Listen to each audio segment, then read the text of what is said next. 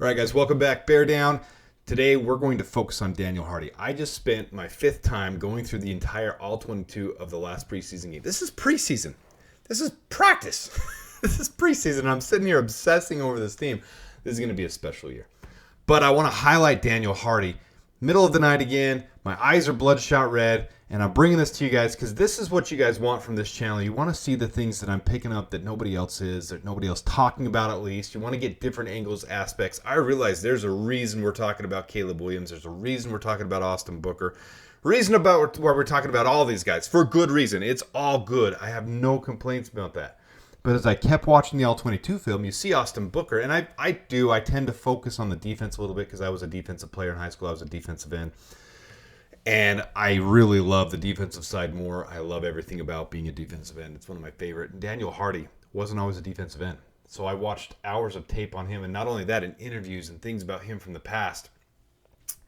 He was signed he was in the 7th round of the 2022 draft by the Los Angeles Rams. And that story is kind of funny in and of itself. He was on the phone. So as you get to the end of the draft, a lot of these teams are talking to these guys.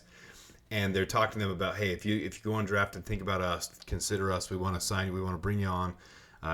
Because teams pick up undrafted free agents all the time. We did it this year. There's a lot of them that are being highlighted. Ian Wheeler, Reddy Stewart. I mean, a bunch of them. Every year it happens. And we always love that underdog story. So he's on the phone with the Eagles. And the Eagles are talking to him. And he says he sees a phone number pop up and he doesn't recognize it. So he didn't have it saved. So he lets it go. And they try to call again, and then his agent texts him and says, hang up the phone, pick it up. The Rams are trying to call you. So he's getting drafted, and he's on the phone with these other teams. He doesn't want to hang up with the Eagles general manager because, you respect, and you're hoping to get picked up and be an undrafted free agent. They wanted him, and he said there were several teams calling him right then, but the Rams decided to select him. So he ended up getting drafted by the Rams in the 7th round, and then those 6th, 7th rounders are not always expected to make the team, but he showed out in camp. And you see there right in the middle of the screen, he was drafted as a linebacker, as an outside linebacker. And his story is really fun, actually. Maybe we will. Maybe we'll go into a big, long story. We'll come back to the RAS score. The story of him is just a lot of fun because he played in high school. Will bring me back on. You guys can listen to story time and look at the stats in a minute. But he played in high school as a one-sport athlete in a tiny, tiny place in California. And I'm not even going to try to tell you guys the name of the junior college he went to for football because it's a weirdly spelled name. It's easy to pronounce if I actually go back. But it's junior. He went where he could get an education. He's very smart, very intelligent. So in high school, he's focused on basketball. 5 older brothers. They always played basketball growing up. He really loved basketball, and he focused on it in high school. And after a couple years, his parents, their focus was education. He said his mom still expects him to this day to be the president of the UN. They want a huge future for him. Obviously not going to happen. He's a professional football player now. He laughed about that and joked about it. But was a one-sport athlete in high school in basketball because his mom and dad would only let him do that. And as he proved that he could keep his academics up, that he could, because they wanted him to go to college, and he didn't have prospects at that point to be a scholarship athlete. He needed to get in on his academics, and as he proved he could do it with basketball, his parents allowed him to go play football. So starting his junior year, if I remember this, if I'm not completely right on this, guys, just know the backstory is fun. And then his senior year, he's playing wide receiver and linebacker. And as he's talking to people, trying to figure out if he can get any kind of leverage, any kind of traction with getting a basketball scholarship, none of it was coming. And so he decides that he's going to go to college and he's going to walk on at a small junior college near his hometown in upstate California to be able to have a shot just to try to earn a scholarship. So he's motivated, driven. And all during this, in his sophomore year, his dad is diagnosed with cancer. He started having pain in his side, and he gets diagnosed with cancer. He's expected to live 6 months. And his dad continues to beat the odds. He's motivated by this, and he wants to, at this point, he wants to, there's 9 kids in his family. He's the second youngest, but he wants to be able to, your dad's passing away. You feel that burden on the family, and most of them are older than him, and they're, getting their own careers, and they're developing their own families. But he feels this responsibility to help his little sister, is what he said, and to help his mom. So he wanted to get a scholarship, wanted to get an education. And he goes to this small school, and while he's there, he gets noticed by Montana State. So he goes to Montana State. and gets a scholarship in the end. And then the last year, they change his position. This is where I'll show this now. They change his position from outside linebacker to putting his knuckles in the dirt and being an actual defensive end. Look right in the middle of your screen there. I'm going to bring this bigger so you can see it. Look at that last year, 2021. The COVID year he opted out of, but look at that year. 354 pass rush opportunities, 60 pressures, 15 sacks, and other platforms outside of PFF had him credited with 17 sacks, 35 tackles. He was an absolute beast. And he's built that way. So he's looking at places where he might sign as an undrafted free agent, and the Rams call him. And he's got a good RAS score, but you can see he's a little bit light for a defensive end at the NFL level, 235 pounds. Now, since then, he's put on a little weight. It's kind of, who knows? It says 240 on the Bears website. There's some places that say he's gained up to 245. But he didn't put that on until that last year. So he's talking to his advisors, people who say he has a future and he's got some good ability. Especially, you see the places I've highlighted there in the red is 10-yard split on the 40, 9.36. That's elite. And that's, as a defensive end, think about your get-off. That's what you need, the get-off. And then the three-cone, being agile, being able to rotate and shift. So his three-cone was the other one. Those are both elite. It equated to a great knuckles in the dirt defensive end, but he didn't have the size. So the Rams brought him in as an outside linebacker, which you get opportunity to pass rush there as well. And it goes fine. He does well in camp. In fact, he makes the 53-man roster. And as we're talking about right now with the Bears, that's the biggest thing. Who's going to make this roster? Those cutdowns. Because that's the hard part. When you get down to the nitty and gritty of all of it, how do they play in these preseason games? Well, he did well enough with the Rams to make the 53-man roster. And then he suffers an injury, high ankle sprain. So he ends up riding the practice squad. He got a little bit of NFL time, just a little bit, but then he ends up riding the practice squad for basically the first, part of the season. He was on the team for a little bit, but then he ends up riding the practice squad in 2022. And then they end up cutting him on the 53-man roster the second year. And the Bears end up signing him and letting him be on the practice squad for the Bears. And so he's continued to develop with the Bears. The Bears signed him to a future reserve contract after the end of last year's roster spot. He was on the practice squad last year, so they signed him to a reserve contract. So he comes back this year. And look how he's done so far at the very bottom there. As you guys know, this last game, 6 total pressures, 3 sacks, 3 hurries, 3 tackles, and 4 stops. So, and that's in 21 pass rush opportunities. So out of 33 pass rush opportunities total, 7 total pressures. That's less than 1 every 5 snaps.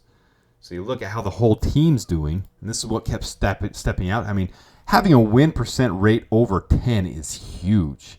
And I realize this is preseason, guys. I get that. And we want to see from here, the next 2 games, which one of these guys really step out, step up, and continue to do it. Austin Booker's clearly doing it. Jervon Dexter, Byron Cowart, Khalid Kareem, Daniel Hardy, Dominic Robinson, Jamari Croma, all of them, all above 10%. So I highlighted here each and every one of them that had a win rate. So this is a pass rush win rate. So how often they're beating their opponent.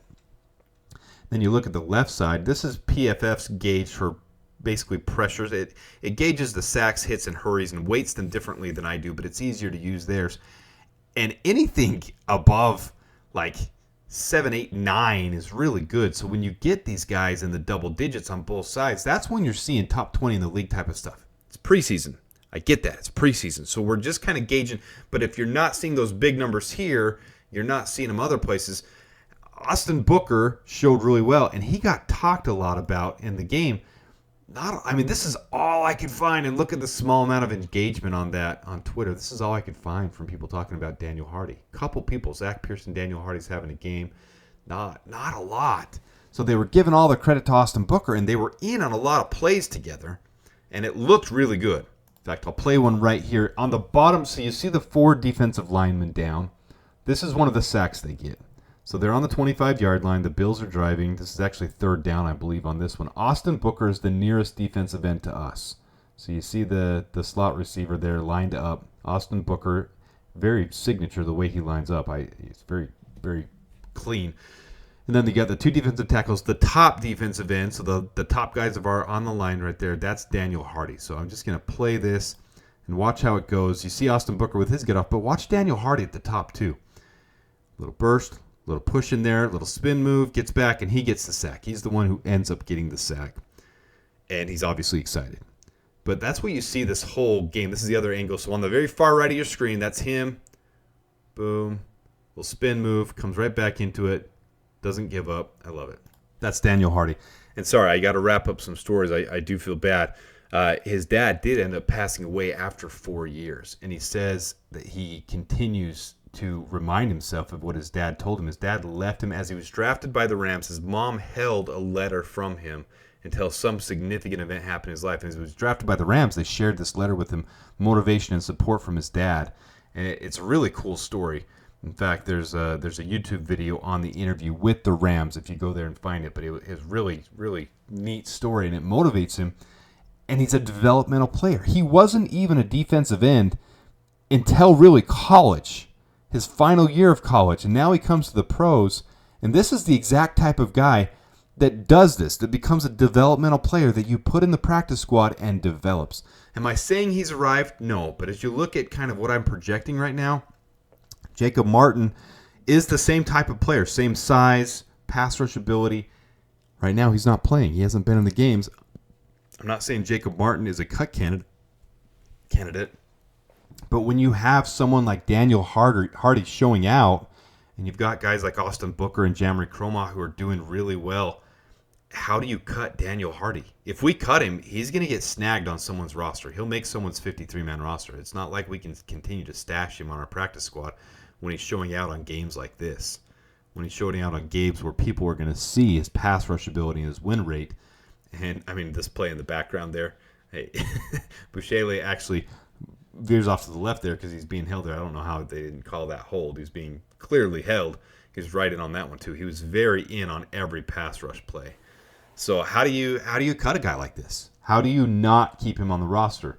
Is Jacob Martin a candidate to be cut? I don't really think so. I don't think so at all, but we got some tough decisions to make. So it's kind of where I am with this one. Get to know Daniel Hardy. I'm really interested to see him on the last 2 preseason games. I think he's going to get a lot of snaps. Him and Austin Booker in together really, really made a good tandem. They both worked really well together. So this is a player I'm definitely paying more attention to. I think people will as the next game comes up. It's going to be focused on a little bit more. It was easy for someone like Austin Booker to take all the attention. I don't know how Daniel Hardy didn't get more attention than he did, but he didn't. And he deserved to. So if you guys like this video, if you guys like the stuff that I'm putting out, the angles that I'm bringing, and the stuff that I'm bringing, please hit the like button. Let the algorithm do its thing. I really want to grow this thing. If you don't mind putting some kind of comment. Do you like Daniel Hardy? What do you think about him with Austin Booker?